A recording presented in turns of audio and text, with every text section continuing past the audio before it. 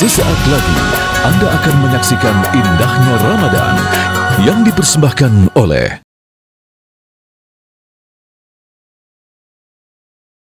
Beginilah hidup, tidak lama, diumpamakan seperti setetes air.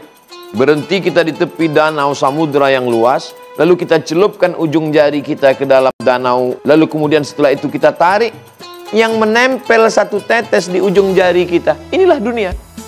Adapun samudera yang luas, itulah akhirat. Makanya kalau kebetulan punya jabatan, menjadi orang yang populer, kaya raya, jangan sombong, karena yang kita punya cuman setetes. Dan kalau nggak dapat juga jangan galau, jangan terlalu bersedih hati, karena yang tidak dapat itu juga cuma setetes.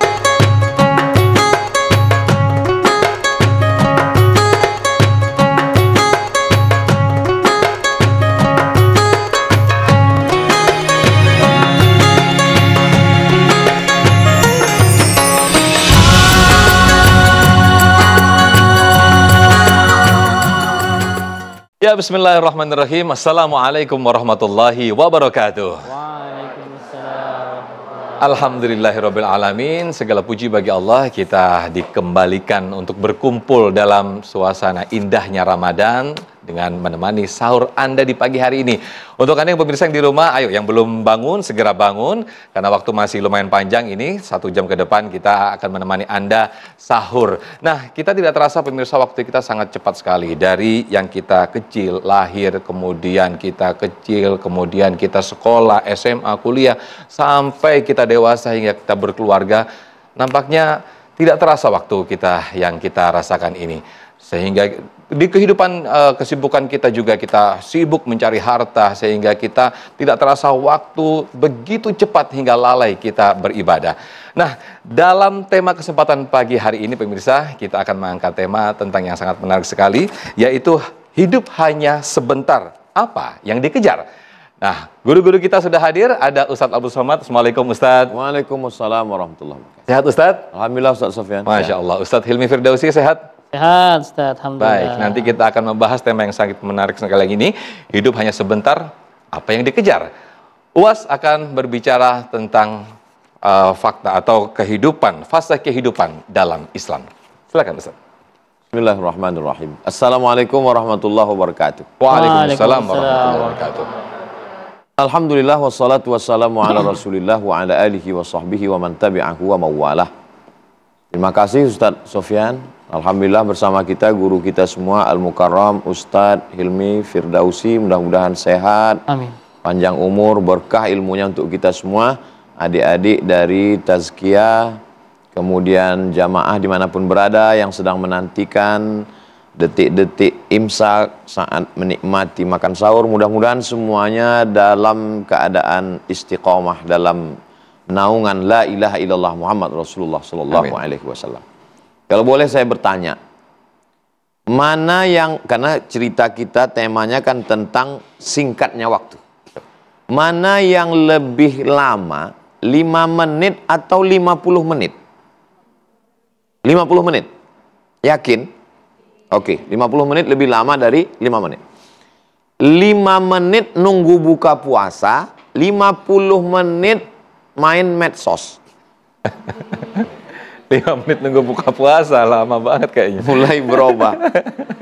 Saya terus terang kalau ada tausiah menjelang buka puasa, kalau bisa dihindari, saya hindari Ustaz. Kenapa? Karena saya lihat jamaah udah nggak fokus. Ya, dia ngelihat kita tuh seperti ngelihat semangka.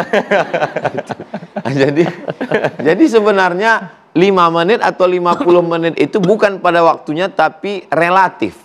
Tergantung suasananya, dengan siapa, dalam keadaan bagaimana. Jadi kalau kita katakan hidup 63 tahun ini adalah lama, tergantung kita bandingkan dengan apa dan dengan siapa, sedang di mana. Proses kehidupan kita ini kalau kita urut dari awal sekali, berawal dari alam ruh. Di alam ruh, antara kita, ayah kita, ibu kita, guru kita seusia. Karena ketika itu sama semua di alam ruh. Dari mulai sejak zaman Nabi Adam sampai Adam Smith. Semua sama di alam ruh. Berapa lama kita berenang di alam ruh? Wallahu a'lam bishawab. Hanya Allah dan Rasul yang tahu. Lalu kemudian dari alam ruh masuk ke alam rahim. 9 bulan 10 hari. Itu sekarang. Karena dokter-dokter kalau udah 9 bulan 10 hari lewat langsung. Nggak bisa melahirkan, sesar. Kalau zaman dulu nggak ada alatnya, jadi nunggu. Makanya ada yang hamil tuh sampai 2 tahun zaman dulu. Begitu lahir, bisa makan semur jengkol. 9 bulan 10 hari. Lalu kemudian setelah itu masuk ke alam yang ketiga, inilah dia sekarang. Kata Nabi SAW, umur umatku itu baina sittin wa sab'in, 60-70. Beda dengan nabi-nabi sebelumnya. Misalnya dengan Nabi Nuh alaihissalam, 950 tahun. Bayangkan itu kalau 950 tahun, berapa kali ganti KTP. Tapi umur kita ini hanya 63 tahun. Itu pun kalau ikut Nabi Muhammad SAW. Nabi sangat sehat sekali. Dapat wahyu umur 40, berdakwah di Makkah 13, 40 tambah 13, 53. Bisa hijrah 8 hari 8 malam naik onta sehat walafiat dari Makkah ke Madinah usia 53 tahun. Lalu kemudian 2 tahun setelah itu tahun kedua hijrah perang Badar umur 55 tahun. Umur 55 tahun Nabi lagi sehat-sehatnya, panglima perang. Sementara umat Nabi Muhammad umur 55 jantung koroner, diabetes meletus, asam urat, asam lambung, asam pedas. Umur begitu singkat. Lalu kemudian setelah anggaplah kita ikut Nabi SAW 63, setelah itu berpindah ke alam barzakh. Di alam barzakh ini berapa lama? Bayangkan Imam Abu Hamid Al-Ghazali meninggalnya 505. Kalau hijrahnya 505, Masehinya paling mudah ngingatnya. Di antara semua imam-imam yang paling mudah ngingat tahun meninggalnya itu Imam Ghazali. 1111. Nggak akan lupa insya Allah. Sekarang sudah 2023. Berarti sudah lebih 1000 tahun beliau di alam barzakh. Bayangkan kalau alam barzakhnya itu taman surga, tentu saja karena beliau imam. Tapi kalau sampai alam barzakhnya itu satu lubang dari lubang neraka, na'udzubillah. Lalu kemudian setelah ditiupkan sangkakala, barulah kita berpindah ke alam akhirat. Khamsina alfa sanatin mimma ta'uddun. Ada kalanya 50.000 tahun, 1000 tahun, 50.000 tahun. Kalau dihitung seharinya dengan hari kita. Jadi waktu kita yang tersisa ini amat sangat singkat. Makanya Nabi mengatakan dunia ini karakibin istazalla tahta syajaratin. Ini dalam perjalanan panjang, gurun pasir terbentang luas, panas terik. Tiba-tiba ada satu pohon rindang di tengah gurun pasir, berhenti sejenak, istazalla tahta syajaratin, nunggu matahari redup. Begitu matahari redup, summa roha wa tarakaha. Lalu dia pun berlalu dan meninggalkan pohon rindang ini. Itulah hidup. Jadi adik-adik nanti kalau kebetulan kelihatan ada pohon rindang, jangan lupa berhenti di situ, hidupkan handphone. Hai guys, beginilah hidup. Tahukah kamu apa hidup itu? Istazalla tahta syajaratin, menunggu sejenak sampai akhirnya matahari condong, redup dan kita pun akan berlalu. Tidak lama. Dalam ayat lain Allah SWT menceritakan kehidupan itu seperti tanaman yang hijau, lalu kemudian berubah menjadi tanaman yang menguning, lalu kemudian mati dan layu, habis, tidak berkesan apa-apa. Seringkali Al-Quran mengajak kita untuk berpikir tentang perumpamaan-perumpamaan. Diumpamakan seperti tanaman pohon kayu yang menguning, layu dan mati, diumpamakan seperti bernaung di bawah pohon rindang, diumpamakan seperti setetes air. Berhenti kita di tepi danau samudra yang luas, lalu kita celupkan ujung jari kita ke dalam danau laut. Lalu kemudian setelah itu kita tarik, yang menempel satu tetes di ujung jari kita. Inilah dunia. Adapun samudra yang luas, itulah akhirat. Makanya kalau kebetulan punya jabatan, menjadi orang yang populer, kaya raya, jangan sombong, karena yang kita punya cuman setetes. Dan kalau nggak dapat juga jangan galau, jangan terlalu bersedih hati, karena yang tidak dapat itu juga cuma setetes. Begitulah Allah memberikan perumpamaan tentang kehidupan ini. Maka kalau sampai ada orang yang larut dengan kehidupan ini, betapa kecewanya.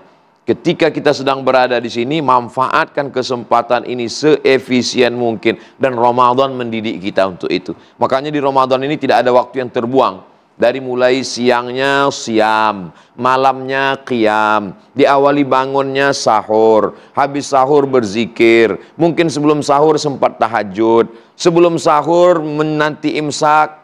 Jadikan tontonan yang bisa sebagai tuntunan indahnya Ramadan. Masya Allah. Tidak ada yang kosong sama sekali. Kalau sampailah waktu kosong ini percuma hilang sia-sia, betapa ruginya, dan kita termasuk dalam golongan innal insana lafi khusr, termasuk orang yang rugi. Demikian Ustaz Sofyan. Terima kasih Ustadz Abdul Somad atas mukadimah yang disampaikan hakikat kehidupan ini. Betapa tadi digambarkan bagi kita mencelupkan jari kita ke dalam lautan hanya menetes satu tetes saja. Itulah gambaran dunia. Sementara hamparan lautan itulah kehidupan akhirat sesungguhnya. Kita lanjutkan sahur terlebih dahulu. Silakan pemirsa, untuk Anda yang di rumah, kita lanjutkan sahur lagi. Yang belum bikin teh anget, bikin opor diangetin dulu, silakan. Fadhal Ustaz. Mengejar dunia, kata Ibnu Qayyim, itu seperti kita mengejar bayangan. Enggak akan pernah dapat sampai kapanpun. Terus bagaimana caranya, kata beliau? Maka engkau berbaliklah. Balik badan. Maka bayangan itu akan mengejar. Begitu kita. Ya. Anda ngejar dunia, enggak pernah dapat. Terus bagaimana caranya? Balik arah. Kejar akhirat, maka dunia akan mengejarmu. Dunia akan datang ke hadapanmu dalam keadaan tertunduk.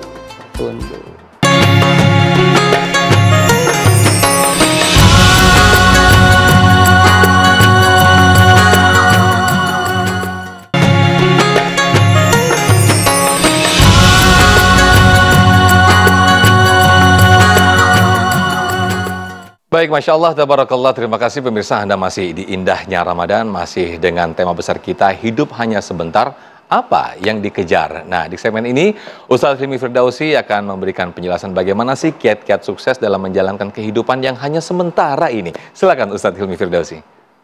Bismillahirrahmanirrahim. Assalamualaikum warahmatullahi wabarakatuh. Waalaikumsalam warahmatullahi wabarakatuh. Alhamdulillah Rabbil Alamin. Alhamdulillahilladzi anzala sakinatan fi qulubil mu'minin liyazdadu imanan ma'a imanihim.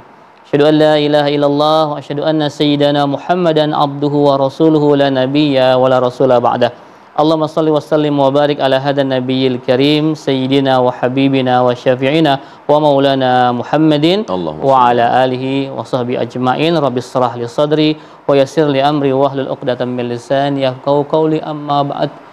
Tuan guru kita Ustadz Abdul Somad, yang kita doakan beliau selalu diberkahi Allah Subhanahu wa taala, diistiqomahkan perjuangan dakwahnya, husnul khotimah hingga nanti masuk bersama-sama kita ke jannah. Amin ya Allah. Ya Rabbal alamin. Saudara saya, sahabat saya Ustaz Sofyan, Bapak Ibu, adik-adik semua ini jamaah dari Tazkiyah Institute di Bogor. Di Sentul, Bogor. Tetangga kita ya, Masya Allah. Alhamdulillah. Tema yang luar biasa. Tadi guru kita telah menjelaskan bahwa ya dunia ini sementara, apa sih yang dikejar. Terus bagaimana kiat-kiatnya. Sebenarnya Allah Subhanahu wa taala sudah sangat jelas ya memberikan kepada kita apa namanya SOP, standar operational procedure. Ya, guidance, petunjuk. A'udzubillahi minasyaitonir rajim. Wa ma khalaqtul jinna wal insa illa liya'budun. Itu saja. Dan tidaklah Allah Subhanahu wa taala menciptakan kita ini jin manusia ya, kecuali hanya untuk beribadah kepada Allah Subhanahu wa taala. Jadi, kiat-kiat kalau untuk mendapatkan quality life ya, hidup yang berkualitas, yang pertama luruskan niat kita. Kita ini mau ngapain sih di dunia ini?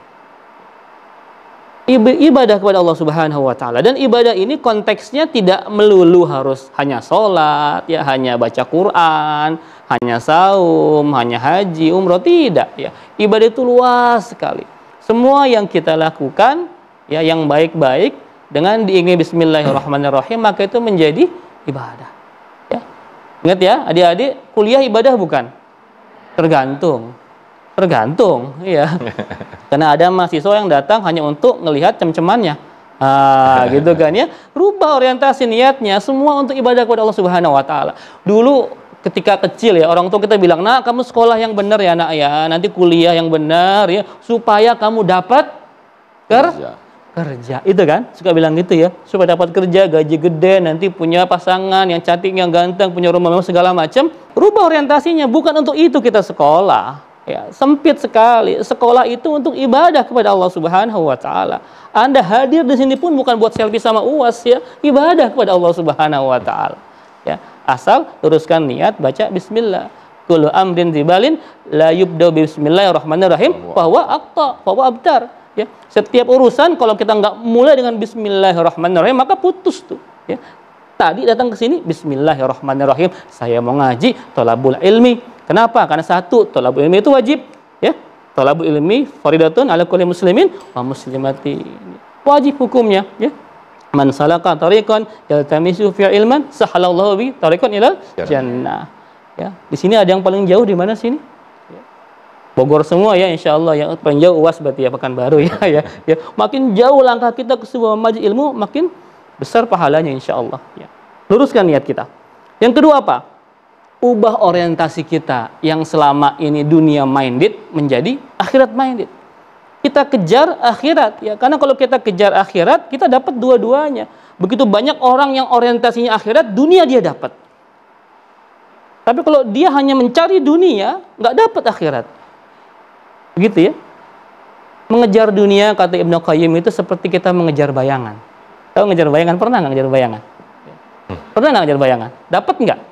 Nggak akan pernah dapat sampai kapanpun. Terus bagaimana caranya, kata beliau? Maka engkau berbaliklah, balik badan, maka bayangan itu akan mengejar kita. Begitu kita, ya. Anda ngejar dunia nggak pernah dapat. Terus bagaimana caranya? Balik arah, kejar akhirat, maka dunia akan mengejarmu, dunia akan datang ke hadapanmu dalam keadaan tertunduk. Ya, rubah orientasi kita. Ustadz, kalau begitu nggak boleh dong kita kejar dunia. Boleh. Wabtaghi fima atakallahu darul akhirah. Wala tansa nasibaka minad dunya wa ahsin kama ahsana ilaik. Harus dicari itu kita dunia, harus imbang juga, enggak boleh hanya akhirat saja. Tapi yang penting dunianya diniatkan untuk ibadah kepada Allah Subhanahu wa taala. Ya, ada qaul ulama ya. Saya senang banget dengan qaul ini, tapi bukan hadis nih ya. I'mal dunyaka ka'annaka ta'ishu abadan wa'mal li akhiratika ka'annaka tamutu ghadan. Kalau masalah dunia, kita ini berhalusinasi ya, berhalu ya. Seakan-akan kita hidup selama-lamanya.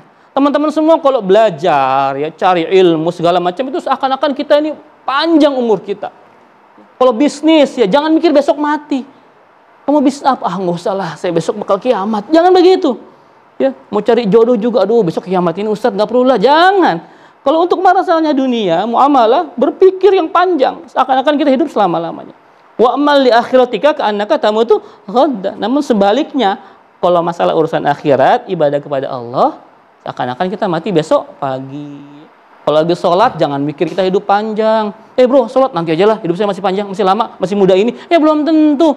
Yang tadi kata beliau, kata guru kita, umur umat Muhammad itu 60-70 tahun. Ya. Jadi kalau di sini ada umurnya 62 tahun, 11 bulan, 29 hari, besok selesai sebenarnya. Gitu ya. Kalau menyunah gitu kan 63 ya. Jangan merasa masih muda, hidup ada masih panjang. Kemarin Covid kan memberikan kita sebuah hikmah ya. Nggak perlu tua untuk meninggal, betul? Nggak perlu sakit untuk meninggal ya. Jadi jangan terlalu kita optimis, Ustadz masih lama nih tobatnya. Jangan pakai apa namanya sebuah idiom anak muda tuh ya. Apa tuh? Muda foya-foya, tua kaya raya, mati masuk surga. Emang nanti punya orang dalam. Enak bener ya. Mudanya foya-foya, tuanya kaya raya, mati masuk surga, enggak bisa seperti itu ya. Jadi rubah orientasi kita sekarang akhirat. Yang ketiga apa? Berbekal. Nah, ini penting nih, berbekal yang banyak nih ya. Fatazawwadu fa inna khairaz zadi taqwa. Berbekal ya, dengan sebaik-baik bekal itu apa? Takwa. Dunia ini kan sementara, seperti kita ngaso tadi ya, di bawah pohon ya, berteduh di bawah pohon. Jangan ketiduran kelamaan di situ. Ya. Dunia mazra'atul akhirah, jembatan bagi kehidupan akhirat. Teman-teman semua, dunia ini sebentar kok. Antum mencari apa sih? Apa yang antum cari sebenarnya? Yang antum miliki sekarang, nanti kalau jadi konglomerat semua gitu ya, punya rumah mewah, nanti antum dikubur di rumah mewah? Enggak. Punya mobil banyak, apakah dipakai buat kekuburan? Enggak, pakai mobilnya warna putih, ada wiu-wiunya. Para akhwat, baju banyak gak di rumah? Banyak kan? Saya tanya nanti kain kafannya warna apa? Ada yang kembang-kembang? Ada yang polkadot? Ada yang kotak-kotak? Enggak ada, semua kain kafan kita putih. Baju ada disimpan semua. Perhiasan, mobil, suara tanah segala macam. Enggak, itu jadi rebutan ahli waris kita nanti. Ya. Jadi sudahlah, sudah itu semuanya biasa saja. Kata Ali bin Abi Thalib, ya Rabb, letakkan dunia di tanganku saja, ya Rabb. Jangan engkau masukkan ke dalam hatiku. Semoga insya Allah dengan tips-tips tadi kita bisa memandang dunia itu enteng-enteng saja. Enteng-enteng saja. Anda misalkan belum dapat, biasa saja. Anda dapat pun biasa saja. Karena dunia hanya setetes, sedangkan sisanya itu lautan luas adalah akhirat. Semoga kita semua insya Allah husnul khatimah. Amin ya rabbal alamin. Amin ya rabbal alamin. Terima kasih Ustadz Hilmi Firdausi. Selanjutnya nanti kita akan buka tanya jawab. Adik-adik kita yang dari mahasiswa ini pasti sangat banyak pertanyaan bagaimana kiat-kiat sukses, apalagi sekarang yang ini sebenarnya masih panjang usianya, masih panjang sekali masa depannya. Nanti kita akan tanya jawab, kita akan diskusikan bersama guru-guru kita. Sesaat lagi tetapnya di Indahnya Ramadan. Nabi menikahi Khadijah, maharnya Ishruna Bakarah, 20 ekor onta. Satu ekor onta itu harganya 50 juta. Kali 20 ekor 1 miliar. Gimana suasana jantung kalian? Mundur pelan-pelan nih kayaknya nih. Jadi akhirnya Nabi mengajarkan dia bisnis, dia usaha, tapi itu tidak masuk ke dalam hatinya.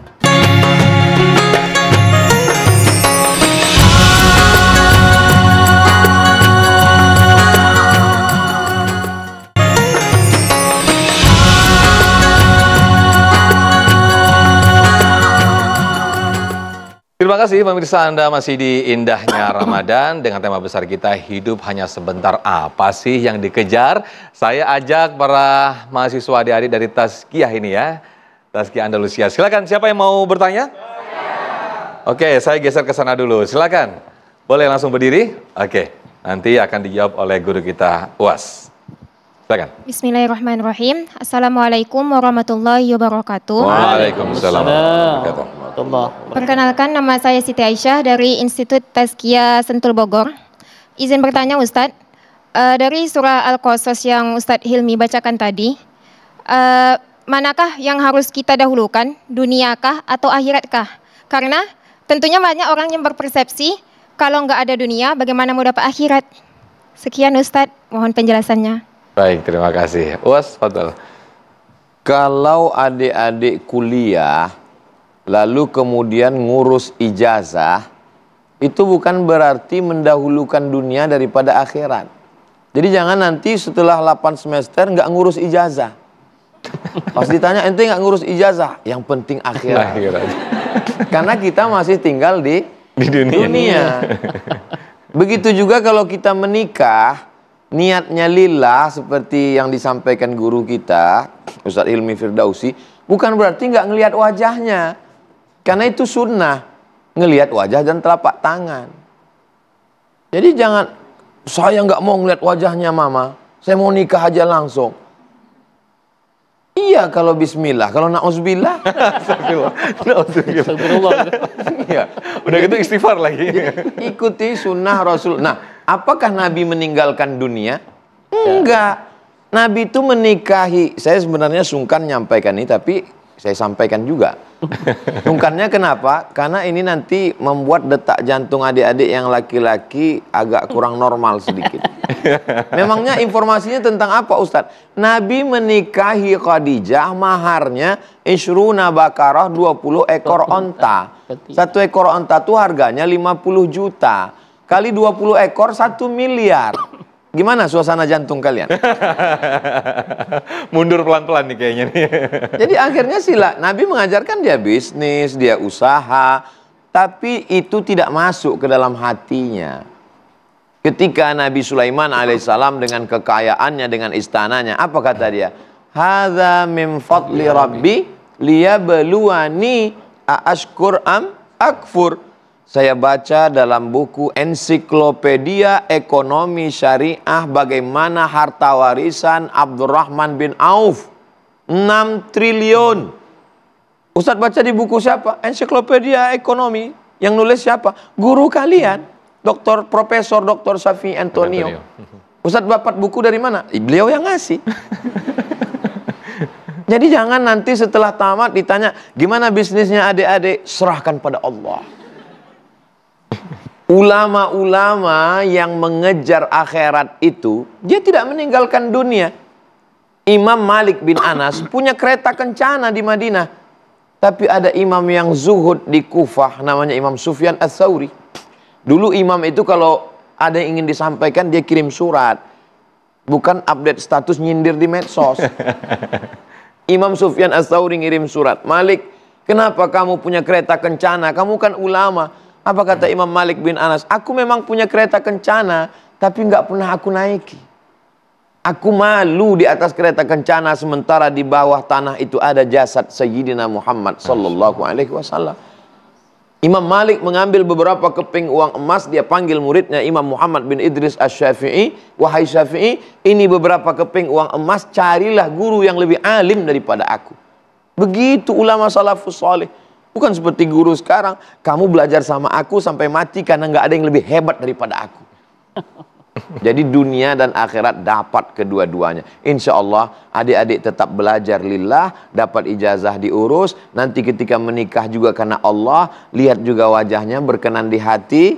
Dan insya Allah dunianya dapat, akhiratnya dapat sejalan seperti yang dilakukan oleh Sayyidina wa Maulana Muhammad sallallahu alaihi wasallam. Demikian. Masya Allah. Oke, selanjutnya siapa yang mau bertanya silakan. Oke, saya geser ke sana deh. Silakan, Akhwat, boleh berdiri. Assalamualaikum warahmatullahi wabarakatuh. Waalaikumsalam. Perkenalkan, nama saya Novela Rahmadia dari Institut Tazkiyah Sentul Bogor. Izin bertanya Ustadz, jika hidup kita di dunia hanya sebentar dan tujuan kita yang terakhir adalah akhirat, bagaimana kita harus seimbangkan dunia dan akhirat? Apa yang sebaiknya kita lakukan untuk menyeimbangkan keduanya?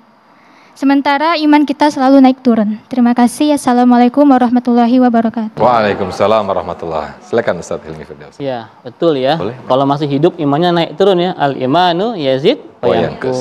Yazidu bit ta'ah wa yanqusu bil ma'siyah. Ya.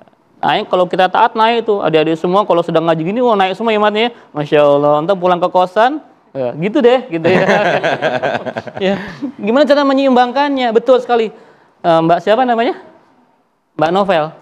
Jadi bagaimana untuk menyeimbangkan? Nah, inilah pentingnya kita kumpul sama teman-teman yang soleh. Teman-teman yang soleh jadi reminder buat kita. Kita ini ya, iman kita kan naik turun ya. Kadang kalau lagi naik sih alhamdulillah. Kadang kalau pas turun ya, apalagi mahasiswa sekarang. Godaannya dahsyat sekali, banyak sekali. Nah, kita perlu reminder. Makanya saya menganjurkan pada antum-antum semuanya, ya ikutlah komunitas yang baik-baik. Kalau di Tazkiyah itu banyak. Ya, karena saya ngisi di sana juga insya Allah ya. Dan saya kenal dengan begitu banyak senior-senior antum menjadi imam di sana itu, mereka kumpul tiap hari sama orang-orang baik. Kenapa sih demikian? Karena kalau kita sendirian nih, kita sama setan kalah terus. Ya. Kita head to head sama setan itu kita kalah. Kita ini bukan Umar bin Khattab. Umar bin Khattab tuh kalau papasan sama setan, setan minggir. Takut sama Umar. Kalau kita ketemu setan, pelukan. Nauzubillah. Ya begitu ya. Jadi banyak-banyak jamaah, banyak-banyak teman ya, ikut kajian segala macam, dekat dengan ulama, dekat orang-orang soleh. Itu menjadi reminder buat kita. Supaya kita apa? Supaya kita nggak lupa eling lah gitu ya. Para sahabat pun demikian. Ketika dekat dengan Rasul, naik iman mereka, mikir akhirat. Ketika kembali sama keluarga, nah turun. Makanya perlu ada penyeimbang. Bukan berarti kita nggak boleh keluar, nggak juga. Ya, karena aktivitas dunia kita itu bisa juga jadi ladang ibadah buat kita. Seimbangkan saja. Ya, seimbangkan saja. Ketika antum sudah mulai agak berat sedikit ke dunia, nah ada yang mengingatkan. Bro, kok ente udah lama sih nggak ngaji. Sis, kenapa nih kok lama banget? Pada seringan ke mall dan sebagainya itu ada yang mengingatkan. Itu penting punya teman. Ya, kalau lagi jamaah gini kan Anda nggak berani macam-macam ya. Ada nggak yang berani di sini buka HP, ngeliat gambar-gambar aneh lagi jamaah? Nggak ada yang berani. Coba kalau di kamar sendirian, nggak tahu apa yang dilihat. Ya, itulah penting kita berjamaah. Ikut komunitas, saya senang tuh ada one day one juz, gitu ya. Ada yang ikut di sini ya, one day one juz. Dipaksa ngaji 1 juz. Ya, bukan karena Allah, nggak apa-apa dulu. Dipaksa dulu, minimal Anda malu dulu sama manusia. Lama-lama malu karena Allah Subhanahu wa Ta'ala. Ada namanya apalagi sedekah berantai, ada tahajud call, ada ya, ikut ya tahajud reminder di setiap subuh gitu, dia jam 3 kering gitu ya, dia WA, dia telepon, itu Masya Allah bagus ya, untuk menjaga ruhiyah kita. Ini kita ini kan naik turun ya, harus ada yang mengingatkan. Itulah guna teman yang soleh. Insya Allah berteman dengan orang soleh kita seperti berteman dengan penjual minyak wangi, kebagian kita wanginya. Tapi kita sebaliknya berteman dengan orang yang salah itu seperti berteman dengan pandai besi, tukang las. Kita kebagian cipratan apinya atau bau sangitnya. Demikian Mas Sofyan. Baik, Masya Allah, itulah yang diingatkan dulu wali-wali kita bahwa wong kang soleh kumpulono. Kita berkumpul dengan orang soleh sehingga iman kita selalu terjaga. Sehingga tadi apa yang ditanyakan insya Allah terjawab. Sehingga seimbang antara dunia dan juga akhirat. Nanti di segmen berikutnya saya masih akan undang para jamaah yang di sini untuk bertanya langsung dengan guru-guru kita. Sesaat lagi kita lanjutkan sahur lagi. Jadi kalau adik-adik yang sudah Qur'annya kuat, akidahnya kuat, fikihnya kuat, ekonomi syariahnya kuat, S1 selesai, lalu kemudian nanti dapat beasiswa S2 dari McGill Kanada, dari Cambridge, dari ANU. ANU itu apa Ustaz? Australian National University. Silakanlah terbang sejauh mata memandang. Tapi akan pulang ke negeri ini membangun Indonesia tetap menjadi baldatun, thayyibatun, wa rabbun ghafur.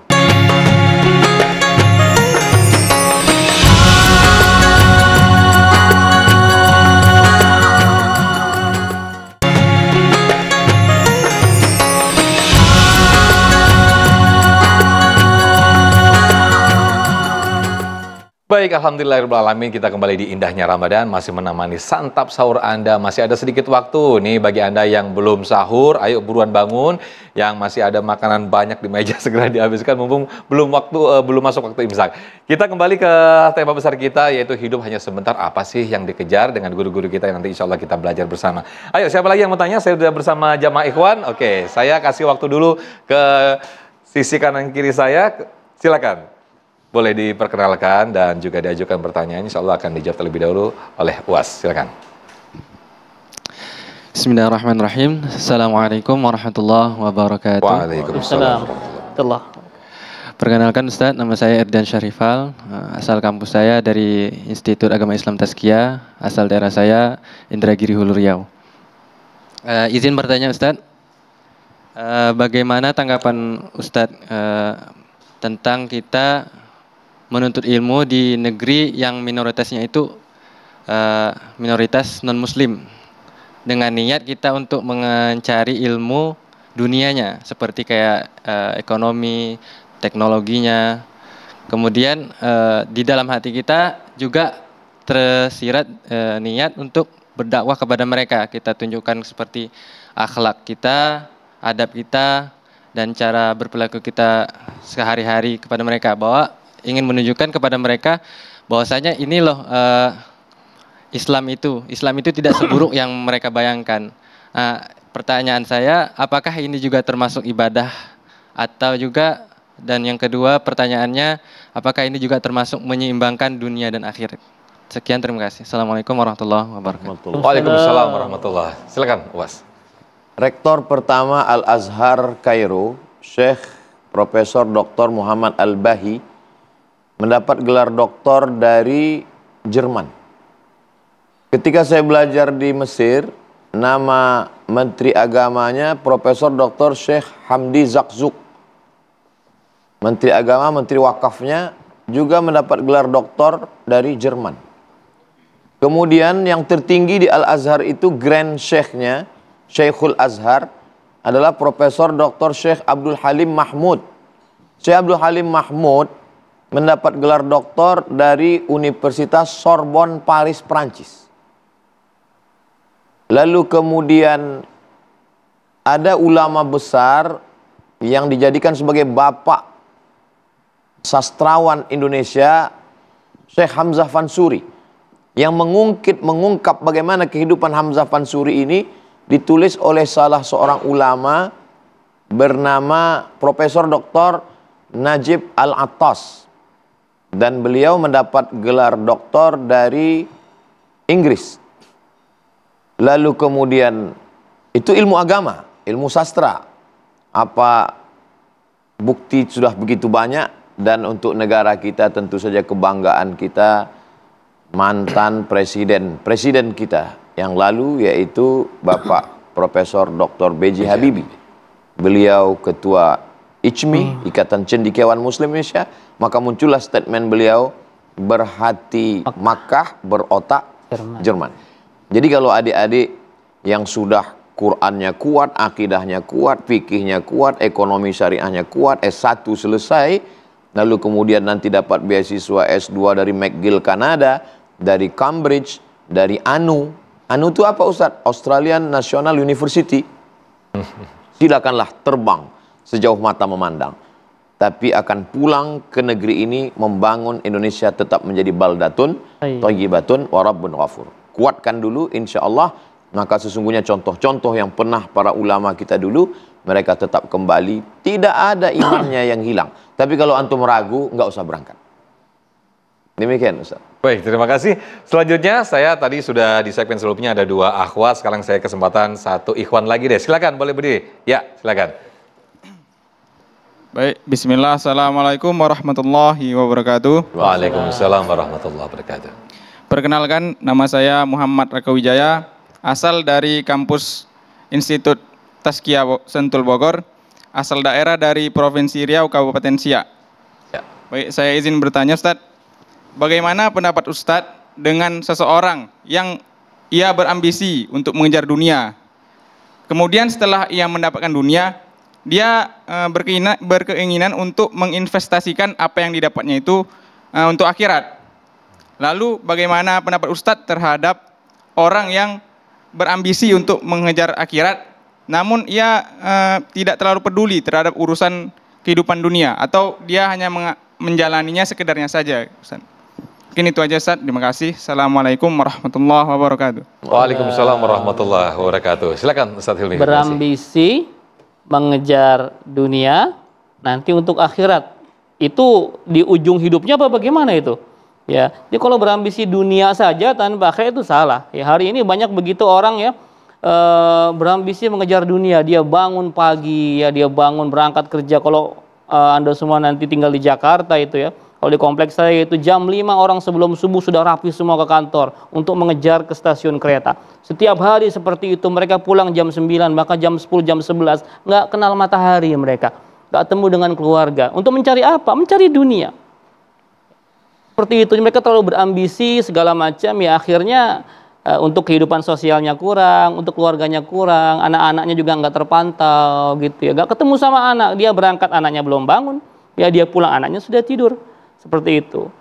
Tapi juga sudah banyak yang taubat sekarang, capek ya belasan tahun hidup seperti itu, dibilang saya ini Ustadz, ada yang cerita ke saya, Ustadz Sofian ya, cerita Ustadz saya ini belasan tahun kayak begini, ujung-ujungnya hanya memperkaya yang punya perusahaan, begitu ya. Bukan berarti saya suruh antum semua resign ya, enggak ya.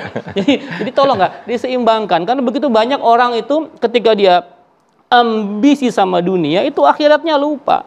Ya, seimbangkanlah, antum Senin sampai Jumat bekerja cari dunia boleh. Sabtu Ahad itu untuk keluarga, untuk nuntut ilmu, ya untuk ngaji gitu ya. Kalau antum nggak pakai itu 2 hari, buat apa lagi? Ya, hari ini orang salah, kadang-kadang kerjanya itu 5 hari tambah lemburan 2 hari. Gitu ya, untuk ngejar apa? Jadi ya dunianya sekedarnya saja, ya cari dunia boleh ya, apalagi ujungnya tadi buat akhirat. Ya karena itu jarang sih biasanya orang tuh kalau sudah terlena sama dunia tuh suka lupa. Ya, niatnya aja bagus dia, tapi kalau sudah dia disibukkan untuk urusan dunia, dia hanya lupa, lebih fokus kepada dunia. Walaupun kata dia ini juga dakwah Ustadz, oke, dakwah dengan ekonomi itu luar biasa.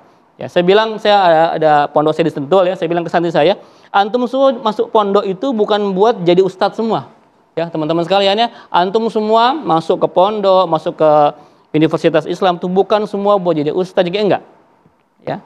Antum semua silahkan berprofesi masing-masing, tapi sudah punya pondasi iman yang kuat, akidah yang kuat, pengetahuan agama yang baik. Supaya apa? Nanti ada dokter Qur'ani, ada politisi Qur'ani, ya, ada pengusaha Qur'ani, ada presiden Qur'ani. Ya. Mau ya kita ya dipimpin seorang presiden yang bacaan Qur'annya bagus, dia mengimami sholat Idul Fitri sekaligus menjadi khotib. Allahu Akbar. Allahu Akbar. Boleh nggak bermimpi seperti itu? Boleh. Kita ini negara mayoritas Muslim. Kenapa nggak boleh punya mimpi seperti itu? Itulah hari ini sekularisme membuat terpisah ulama-ulama, ilmuwan-ilmuwan, saintis-saintis. Makanya dalam Islam tidak ada ulama, ilmuwan, pengusaha semua jadi satu. Demikian, Mas Sofian. Baik, Masya Allah. Sedikit kesimpulan Ustadz di akhir acara kita ini mungkin bisa disampaikan mengenai kehidupan dunia yang sementara ini. Imam Al-Ghazali sampai pada puncak popularitas Dalam biografinya kalau dia berjalan 70.000 orang di belakang. Kita kadang 10.000 follower udah lupa. Dan jabatannya tertinggi dekat dengan Sultan Nizamul Muluk, dan dia diangkat menjadi rektor Universitas Nizamiyah. Lalu kemudian sampai suatu hari dia lihat ada tongkat di tepi sungai. Dia lihat tongkat ini bengkok. Tongkat kalau di tepi sungai setengah masuk ke air, setengah di atas kan bengkok. Setelah ditarik ternyata lurus. Dia sadar bahwa mata menipu. Yang tidak tertipu itu adalah qalbu di dalam. Dia tinggalkan popularitas, dia tinggalkan universitas, dia tinggalkan dunia, berkhalwat 11 tahun di satu pojok di Masjid Umawi di Damaskus, sampai akhirnya keluar dari situ menjadi seorang Ghazali yang baru. Dan kitab yang pertama dia tulis setelah keluar dari khalwat itu adalah Al-Munqidh Minad Dhalal. Lalu kemudian disusul dengan kitab yang paling monumental, dibaca orang setiap detik, jam, pagi, petang, siang, malam. Di dunia ini buku itu dibaca orang. Kitab Ihya Ulumuddin. Orang yang meninggalkan dunia karena Allah, dunia itu mengejar dia. Al-Ghazali dikejar oleh dunia. Imam An-Nawawi dikejar oleh dunia. Imam Syafi'i dikejar oleh dunia. Dunianya mereka dapat, akhiratnya pun dapat. Tapi bukan berarti adik-adik setelah ini meninggalkan tazkiyah. Tetap belajar sampai S3, pakar ekonomi, kalian akan menjadi cendekiawan, kalian membangkitkan ekonomi umat, kalian ada bakat politik, kalian punya kekuasaan. Saat itu mungkin kami sudah meninggal, tapi tetap mendapatkan amal jariahnya. Dunia dapat, dunia bersimpuh di tapak kaki kalian, insya Allah.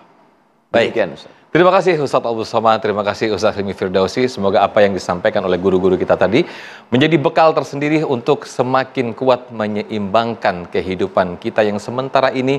Insya Allah sukses dunia dan juga sukses akhirat. Amin, amin, ya rabbal alamin. Akhir kata, nanti insya Allah akan diteruskan doa yang dipimpin langsung oleh Ustadz Abdul Somad. Saya Muhammad Sofyan. Terima kasih. Wassalamualaikum warahmatullahi wabarakatuh. Ustadz. Rabbana la tuzigh qulubana, ya Tuhan kami, ya Rabb kami, jangan palingkan hati kami ba'da idh hadaitana, setelah Engkau berikan hidayah kepada kami.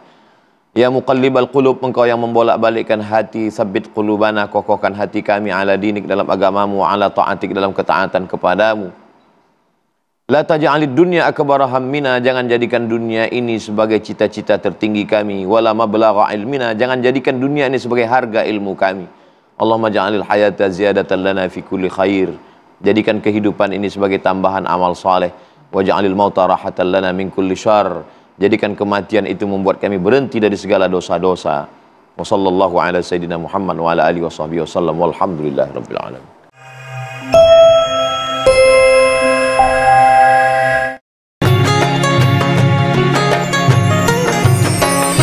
Anda baru saja menyaksikan Indahnya Ramadan yang dipersembahkan oleh